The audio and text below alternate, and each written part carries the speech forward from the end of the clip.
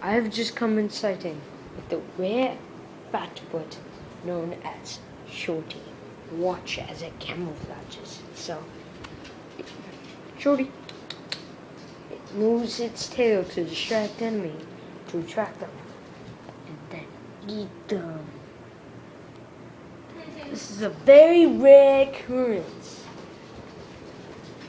Fatfoot is only known to be seen on couches in the Redinger houses.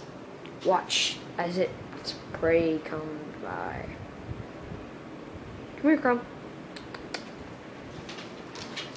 Crumb will come to Shorty. The rare Crumb will come to Shorty. They will mate. Crumb will try and mate with Shorty. Make friends with him. With her. Seems like there's no interest.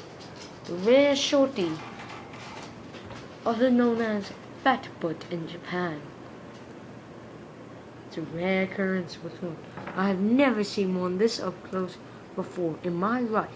She uses this blanket as camouflage. Brilliant idea. She is so brilliant.